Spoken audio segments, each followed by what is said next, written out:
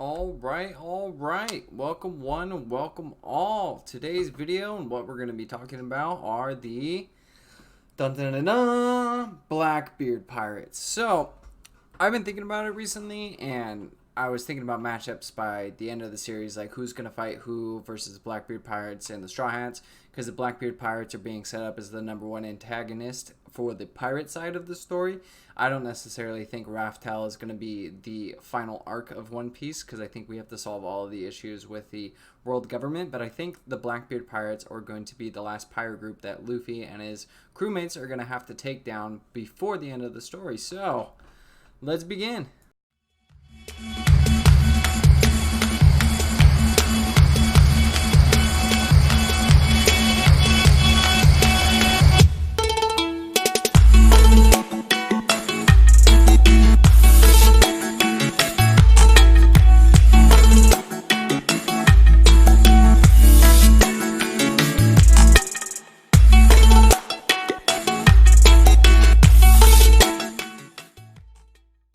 So the way that this video is going to work out is I'm going to go from weakest to strongest within the Blackbeard pirate crew, not considering the affiliates, but the 10 main captains or the division commanders of the Blackbeard crew and their potential matchups with the Straw Hat Pirates in the future. So I'm going to get it started off with the weakest member of the Blackbeard crew, and I think that's Doc Q. And the reason why I say this is because he's very sickly and he's always seen riding around on the back of his horse Stronger in a very kind of like weakened, cancerous way, right? And so a lot of people have speculated that he has to have some power up or some strength form for him, and he's not just some weak, sickly doctor. And so I do agree with the fact that he is and probably has a stronger form or a fighting form that we haven't seen yet. He's just being portrayed as the sickly doctor. But I don't think it's that strong of a form, right? So if you compare him to Chopper, who I have him fighting by the end of the series, right? Just because they're both doctors, and there's a few along the lines here that like they're gonna fight each other no matter what. But I just think that like because they're both doctors and they both are very like not small but very weak in their normal forms, right? So Chopper has Monster Point, which he should be able to move into and out of by the end of the series without having to use a Rumble Ball. Doc Q probably has some same form, not necessarily a zone transformation form, but like he probably has what was that dude, fucking Muscular from My Hero Academia, where Deku fought him, where it's like his quirk was just amplifying his muscle power. So Doc Q probably has a thing along those lines where he can amplify his actual muscles and his physiological nature to fight. So there's that.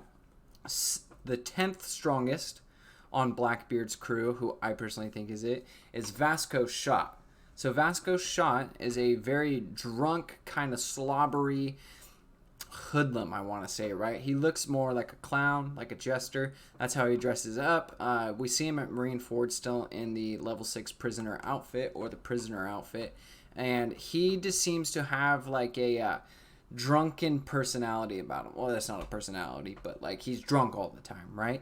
So what I think that he uses for a particular fighting style is more of like the drunken fist fighting style, but with an accommodation of guns, because we saw him carrying 2 pistols and using the 2 pistols on Whitebeard. And so what I think he does is he kind of like moves and sways and has like a hand-to-hand fighting combat, but is so fluent with it that he can like draw his gun, shoot, slap you up the side of the head with a pistol whip, and then like put it back down and then fight you some more. So I think he's a pretty skilled hand-to-hand combat fighter, and alongs with using the guns like fluently throughout his fighting style, and that's how I perceive him to be.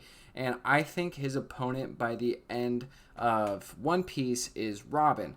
I do consider Robin to be one of the weaker links of the Straw Hat Pirates, but it would be super cool to see Robin using her Hana no Mi fruit to kind of like dodge and like sprout arms out of him. So if he goes for like a drunken like slap and then to an uppercut, we could potentially see like Robin like getting or like pulling an arm out of his arm, swatting it away, blocking this one, right, and then another one coming in. So I think like the fluidity of the drunken fighting style matches really well with Robin's Devil Fruit and how she can basically make like a ton of accessory hands feet and body ligaments to then like block, fight, kind of like headbutt.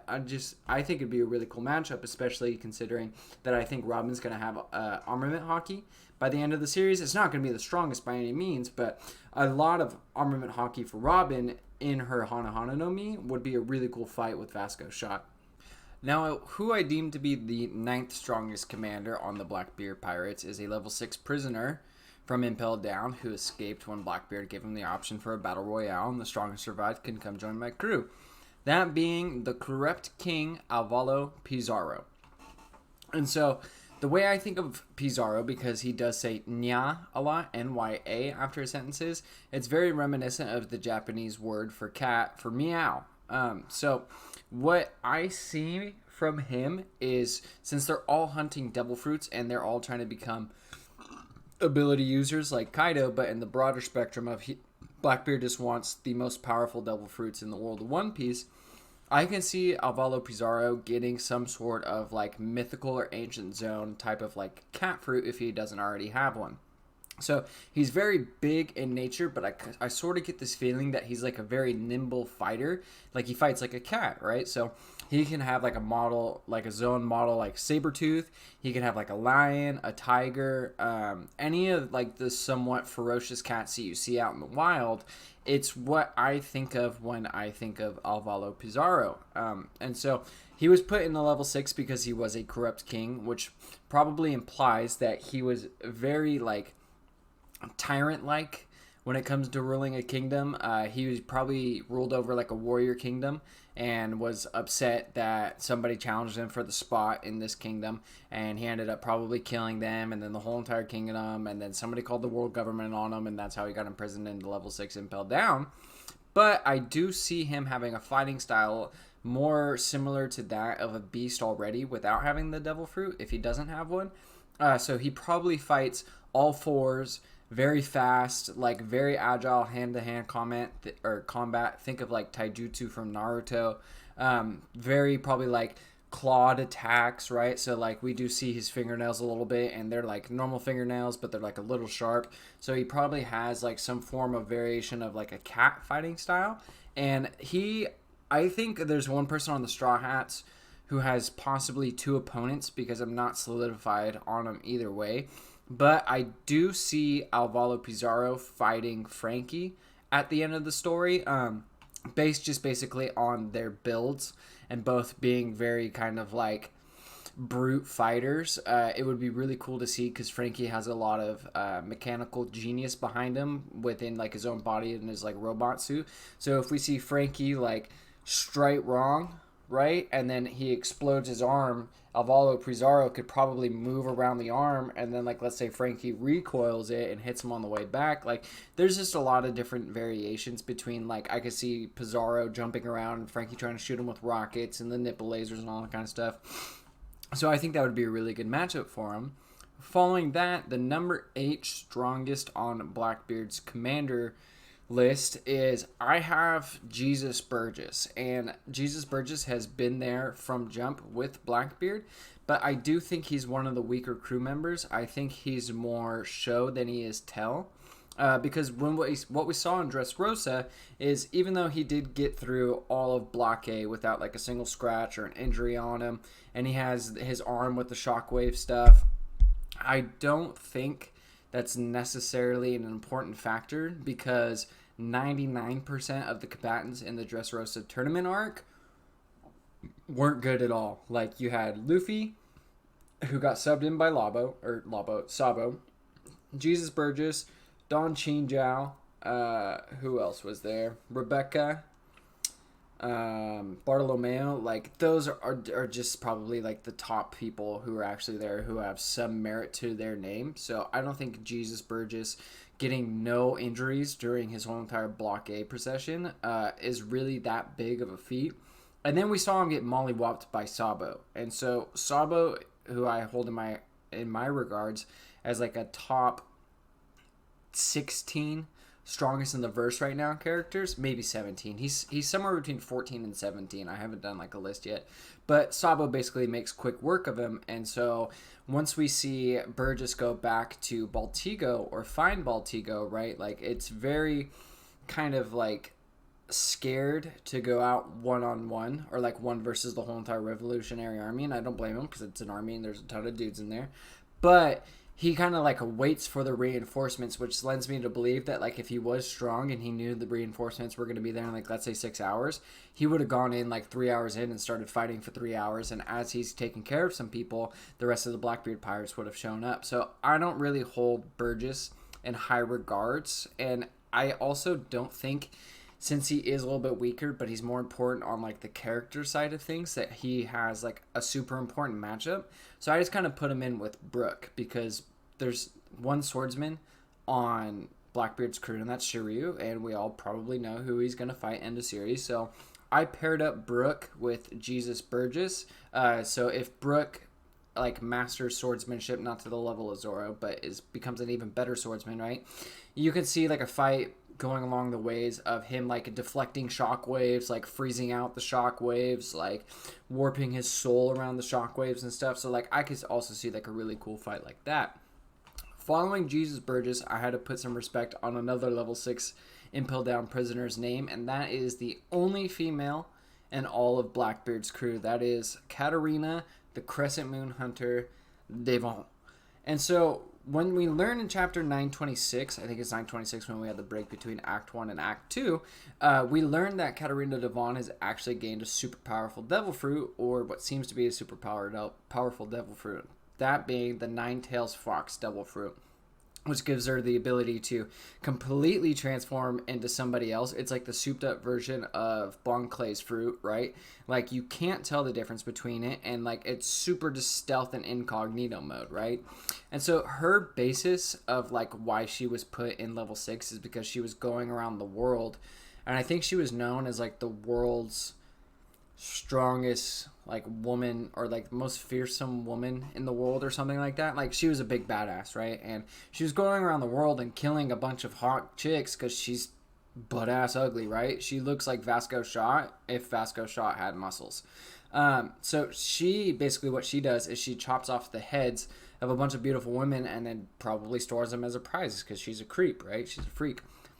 And so the way that I see her fighting is more along the styles of like a man's fighting, where like she could use a sword, she could use guns. It's like tactics, like underhanded tactics. Sorry. Underhanded tactics where it's like she's just a brawler, right? And like she's stacked, like she's just built like a bad bitch. So a cool thing that has to deal with like her stealth and her changing into things and her matchup is, I think Nami's going to be able to take her one-on-one by the end of the series. I'm not saying that Nami is stronger than Brooke and Frankie, but I'm saying scaling down from weakest to strongest in the Blackbeard crew, this is where I have Katarina, and this is who I think she'll match up with. It's not a reflection of strong or weakest to strongest in the Straw Hat Pirates crew as well. But with all that said and done, Nami has a very kind of, once again, like sneaky fighting style. Like she has Mirage Tempo, Thunderbolt Tempo, Firebolt Tempo. I forget what Nami has, honestly. But like changing the atmosphere around you or changing who you are within an environment causes for a very sneaky attack, right? So like if we have Katarina Devon, who's disguised as like, let's say Usopp or something when she's going to fight Nami could also like Mirage Tempo out, and then like I can just see it where it's like there's like a wood section of Raftel and they're in the woods and they're like bouncing in between the trees, they're running all the way around, like Nami's shooting thunderbolts if she still has Zeus or if she has a better climb attack, and then Katarina Devon is like slashing through trees and like sending mirages out of like Luffy or Usopp or Zorro, or like Nami's running through the woods and then you see like Katarina Devon like whip around a tree and it's Chopper or something, right? Like I just see a really cool fight between them. And then for my level, or for my number 6, level 6, yeah, for my level number 6 strongest on Blackbeard's crew, I have San Juan, the absolutely massive mountain of a human being, humanoid, giant, whatever, wolf. And so with that size, he's big, right? Like that's the only way that I can explain it. And this is who I think could also fight Frankie as well, San Juan Wolf. Because you'd imagine with that size and the way that giants are portrayed and that Big Mom is portrayed and Kaido's portrayed, all these people with massive statures, right, who are just built, like he's fat, but he's built, right, is they probably all have an insanely high amount of defense and durability. And so the reason why I put him fighting Frankie by the end of the series is because Frankie also has the Frankie mech, right?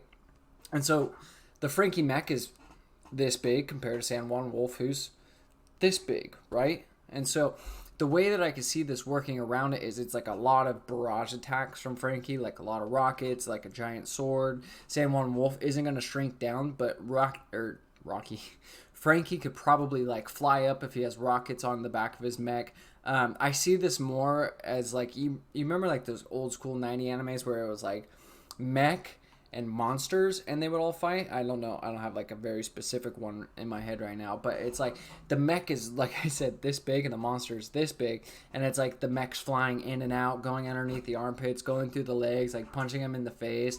And San Juan Wolf, it's like King Kong, right? San Juan Wolf is all like trying to slap Frankie out of the air. So I see like a pretty cool aerial / like standing fight between them. Now getting on to number 5 and the top 5 of the BlackBeard Pirates. This is where it gets like not tricky because it's also based off of the Straw Hat Pirates 1 through 5, but it's also just matchups that I've pretty much everybody's thought about since Jaya when we were introduced to the BlackBeard Pirates. So at number 5, I have the supreme sniper king in the world right now, Van Augur.